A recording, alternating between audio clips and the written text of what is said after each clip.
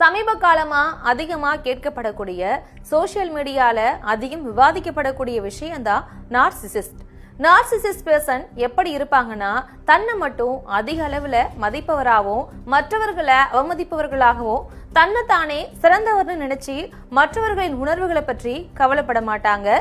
இதுதான் narcissistic personality டிசார்டர்னு சொல்றாங்க. அதை பத்தி இந்த வீடியோல பார்க்கலாம். நார்சிஸ்டிக் பர்சனாலிட்டி டிசார்டர் என்பது ஒரு வகை மனநல கோளாறு.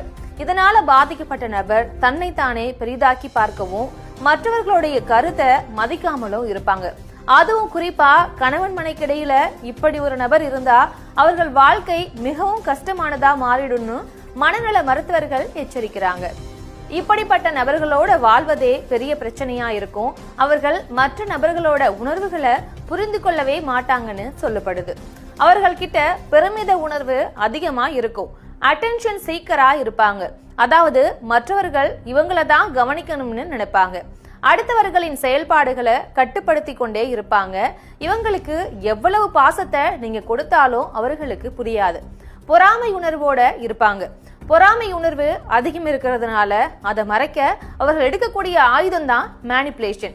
சுய சந்தேகத்தை உருவாக்குவாங்க. அதுக்கு கொஞ்சம் எதிர்ப்பு தெரிவித்தாலே அதனை பொறுத்து கொள்ள முடியாம உங்களையே ஓவர் ரியாக்ட் செய்வதா குறை சொல்லுவாங்க. இப்படிப்பட்ட நார்சிசிஸ்ட் பர்சனால நீங்க கஷ்டப்பட்டு கொண்டிருந்தாலோ, நீங்க உங்களை இந்த வகை நபரா உணர்ந்தாலோ உடனே ஒரு மனநல மருத்துவரை அணுகுவது அவசியம்னு மருத்துவர்கள் எச்சரிக்கிறாங்க.